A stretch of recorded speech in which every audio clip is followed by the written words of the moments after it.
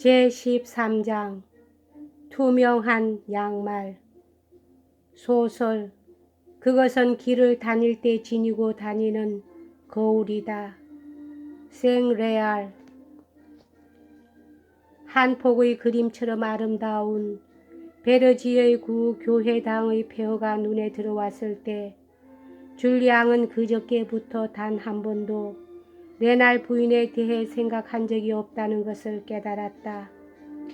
이번에 떠날 때 그 여자는 우리 두 사람 사이에 한없는 간격이 있다는 것을 뼈저리게 느끼게 해주었다. 마치 노동자의 아들같이 대했다. 반드시 그 전날 밤에 손을 내맡긴 것을 후회하고 있다고 분명히 깨닫게 할 셈이었겠지. 그런데 참으로 아름다워.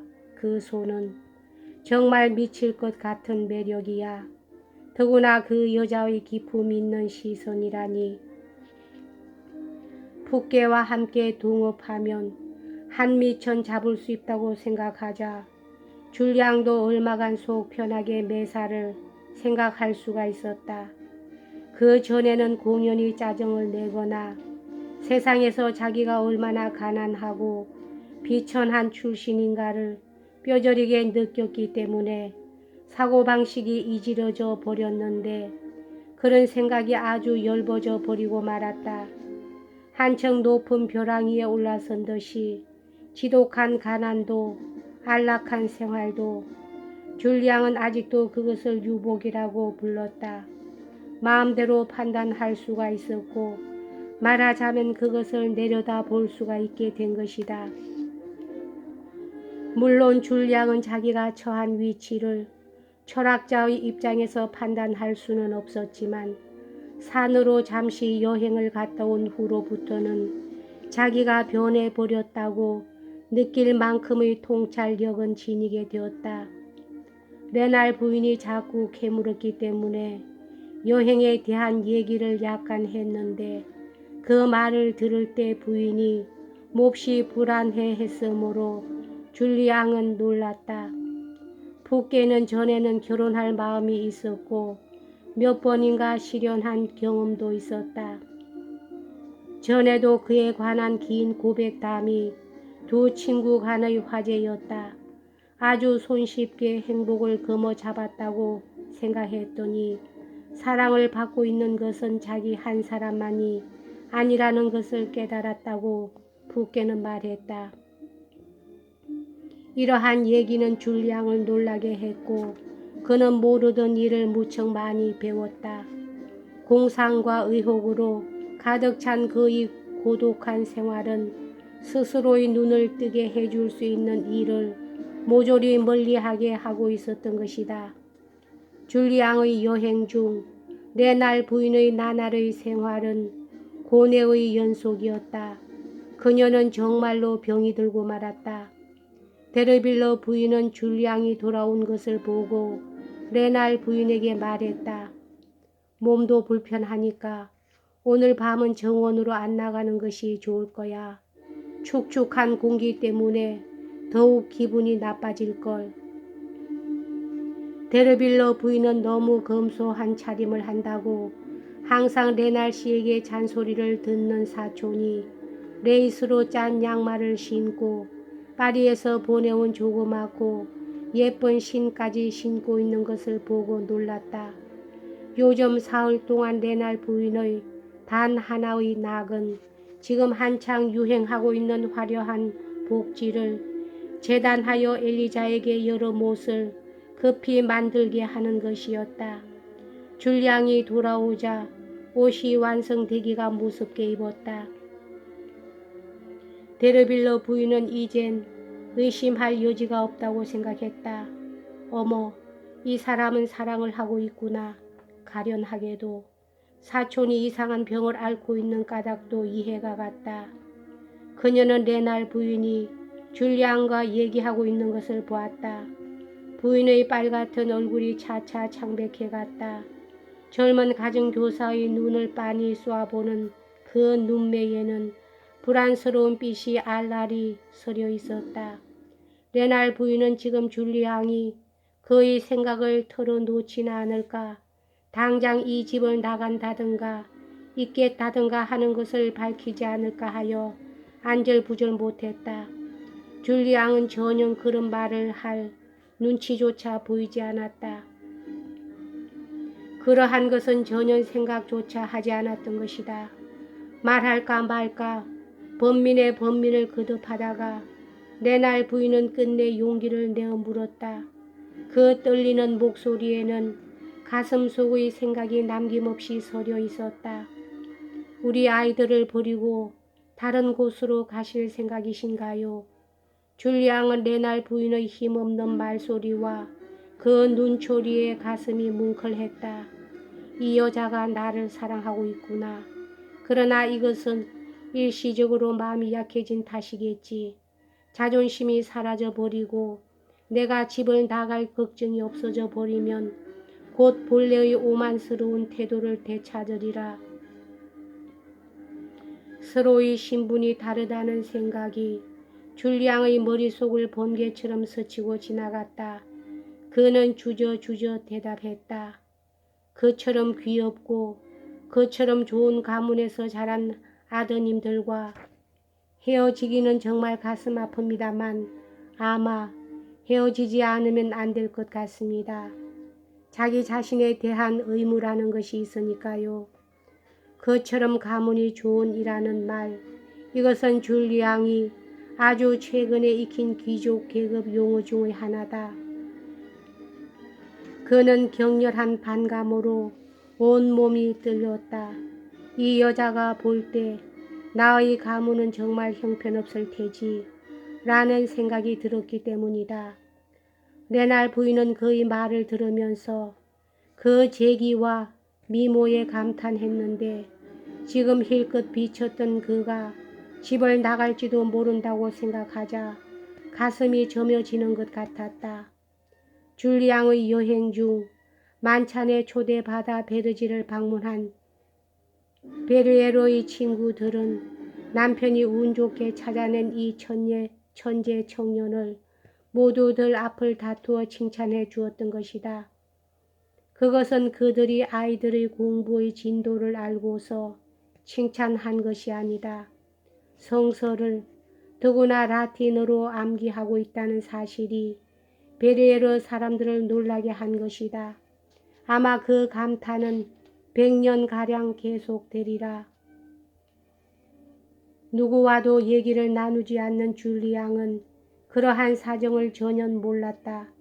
만약 레날 부인이 조금이라도 냉정한 마음을 가지고 있었다면 그가 얻은 명성에 대해서 칭찬 한마디쯤은 해주었을 것이고 그랬더라면 줄리앙의 자존심도 만족하여 부인에 대해 다정하고 친절한 태도를 보여주었을는지 모른다. 새로 해입은 부인의 옷이 그의 눈에 아주 매력적으로 비치던 참이라 더욱 그럴 수 있었으리라.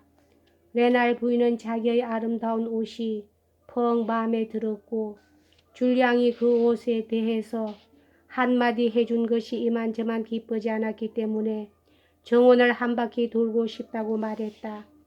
그러다 이내 더 이상 걷기가 힘이 든다면서 여행에서 돌아온 줄리앙의 팔을 빌렸지만 힘이 솟기는커녕 그 팔이 스쳤을 뿐인데도 완전히 힘이 빠지고 말았다. 어느새 밤이 됐다. 앉자마자 줄리앙은 전서부터의 특권을 행사해서 대담하게도 옆에 앉은 부인의 팔로 입술을 다가대며 그 손을 잡았다. 그는 붓개가 정부들을 상대로 취했던 대담함만을 생각하고 있었지 레날 부인을 생각하고 있지는 않았다. 좋은 가문이란 말이 그때까지 가슴속에 살아있었던 것이다. 부인이 마주 손을 꼭 쥐어주었지만 조금도 기쁘지 않았다. 그날 밤 레날 부인은 너무 분명한 정도의 행동으로서 자기의 가슴속을 털어놓았지만 줄리앙은 득이 만면해지기는커녕 감사한 마음조차 솟지 않았고 상대방의 아름다움에도 우아함에도 그리고 싱싱함에도 전혀 아무런 감동을 느끼지 못했다. 마음을 깨끗이 가질 것, 모든 증오의 감정을 버릴 것. 어쩌면 이것이 젊음을 오래 유지하는 비결이다. 아름다운 여자들도 대개는 우선 그 얼굴부터 늙어버리는 법이다. 그날 밤 내내 줄리앙은 시들한 기분이었다. 그때까지는 운명의 우연이라든가 사회 등에 대해서만 분노를 느꼈었는데 푸케가 안락한 생활을 할 수 있는 천한 방법을 제시한 때문에 자기 자신에 대해서도 분노를 느꼈던 것이다. 자기 자신에 대한 생각으로 머릿속이 가득 찬 줄리앙은 부인들에게 가끔 무슨 말인가를 건네긴 했지만 이윽고 자기도 모르는 사이에 레날 부인의 손을 놓고 말았다. 그 행동에 가엾은 레날 부인의 속은 뒤집혀지는 듯 했다. 그 행동에 자기의 갈 길이 뚜렷이 암시되어 있는 것처럼 생각되었기 때문이다. 줄리앙의 애정에 확신을 갖고 있었다면 아마 부인의 정조는 줄리앙에게 대항할 힘을 얻었을 것이다. 영구히 그를 잊어버리진 않을까 두려워하고 있는 지금 정열에 채찍질 당한 그녀는 방심한 채 의자의 등에 얹혀있는 줄리앙의 손을 다시 한번 잡았다. 손을 잡히자 젊은 야심가의 마음은 퍼뜩 눈을 떴다. 식사 때 자기가 아이들과 함께 맨 끝자리에 앉아있노라면 의젓한 보호자처럼 미소를 띄우고 자기를 바라다 보는 그 그만스러운 귀족들 모두에게 이 모양을 보여주고 싶은 생각이 들었던 것이다. 이 여자는 이제 나를 경멸할 수는 없다.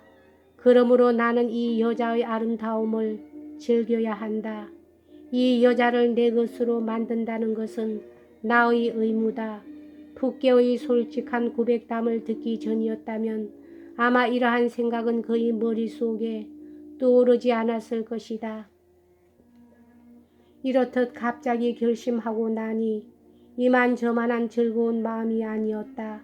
이 두 여자 중에 어느 하나를 내 것으로 만들어야지 하고 생각하자 데르빌러 부인을 유혹하고 싶은 편으로 훨씬 더 마음이 쏠렸다.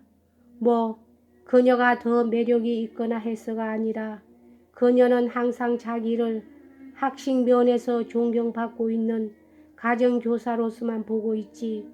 레날 부인을 처음 만났을 때처럼 나사천의 웃도리를 겨드랑이에 낀 목수 차림의 꼴을 보지 않았기 때문이다. 그런데 실은 레날 부인이 머릿속으로 그리고 있는 가장 자랑스러운 줄리앙의 모습은 다름 아닌 온 얼굴을 빨갛게 붉히고 문 앞에서 망설이며 초인종조차 울리지 못하던 그 젊은 직공의 모습이었던 것이다. 곰곰이 자신의 처지를 검토하는 동안 줄리앙은 데르빌러 부인을 정복하겠다는 생각을 버리는 편이 낫겠음을 깨달았다. 아무래도 그녀가 레날 부인이 자기에게 마음을 두고 있다는 것을 꿰뚫어 보고 있는 것 같았기 때문이다. 아무래도 레날 부인에게로 돌아설 수밖에 없었다. 줄리앙은 스스로에게 물었다. 나는 이 여성의 성격에 대해서 얼마만큼이나 알고 있는 것일까?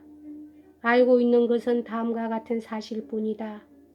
여행 전에는 내가 손을 잡자 저쪽에서 손을 뺐다. 그런데 이번에는 내가 손을 끌어들이니까 저쪽에서 손을 쥐어온다. 그것뿐이다. 저쪽으로부터 받은 경멸을 그냥 금방 돌려주기에 다시 없는 기회다. 지금까지 몇 사람이나 정부로 만든 여자인지 누가 알게 뭔가 나를 사랑할 마음이 우러난 것도 미래하기가 쉽다는 이유 때문만인지도 모른다. 이것이야말로 지나친 문명이 낳은 불행인 것이다. 얼마간이라도 교육을 받은 청년은 20살에 벌써 자연스러운 움직임을 잃어버리고 만다. 그런데 그 자연스러운 마음이 없으면 연애라는 것은 단순히 번거로운 의무에 지나지 않게 되기가 일쑤다. 줄리앙의 하찮은 허영심은 계속 생각해 나갔다. 나는 아무래도 이 여자를 내 것으로 만들어야 하는데 그러는 데는 다른 이유가 있다. 언젠가 출세를 했을 때 왜 가정교사 같은 비천한 직업을 가졌었느냐고 추궁받는다면 사랑 때문에 그렇게 몸을 떨어뜨렸던 것이라고 해줄 수 있으니까. 줄리앙은 새삼 레날 부인의 손을 놓았다가 다시 한번 그 손을 꼭 쥐었다. 한밤중 가까이 돼서 모두들 살롱으로 돌아갈 때 레날 부인은 조그만 목소리로 그에게 말했다. 우리 집에서 나갈 작정이에요. 아주 떠나버리는 건가요? 줄리앙은 한숨을 쉬면서 대답했다. 틀림없이 댁에서 나가야만 할 것 같습니다. 부인을 진심으로 사랑하고 있기 때문입니다. 그것은 잘못입니다. 더구나 얼마나 큰 잘못입니까? 성직자를 희망하는 젊은이로서. 레날 부인은 그의 팔에 기대왔다. 너무 찰싹 몸을 기댔기 때문에 자기의 뺨에 줄리앙의 뺨의 온기를 느낄 수 있을 정도였다. 이 두 사람은 그날 밤 서로 전혀 다른 밤을 밝혔다. 레날 부인은 더없이 강렬한 마음의 쾌락에 젖어 있었다. 일찍부터 사랑을 경험한 바람둥이 아가씨는 사랑의 번뇌에는 곧 익숙해져 버리지만 정말 사랑할 나이가 돼서는 새로운 것이 지닌 매력을 잃어버리고 만다. 레날 부인의 소설 같은 것은 전혀 읽은 일이 없으므로 현재의 행복 하나하나의 색채가 모조리 새롭기만 했다. 아무리 우울한 현실도 또 미래의 멋없는 모습도 그녀의 마음을 얼어붙게 할 수는 없었다. 10년 후의 자기의 모습도 지금처럼 행복한 것으로 생각되었다. 며칠 전까지는 여자의 정조라든가 레날 씨에게 철석같이 맹세한 정절이라든가 그러한 것을 생각하면 안절부절 못했는데 지금은 그런 것조차도 떠오르기가 무섭게 귀찮은 손님처럼 쫓아버렸다. 줄리앙에게 무엇 하나라도 허락하지 않으리라 하고 레날 부인은 생각했다. 앞으로도 지난 한 달처럼 살아가자. 다만 친구가 되어주기만 하면 돼. 여기까지 하겠습니다.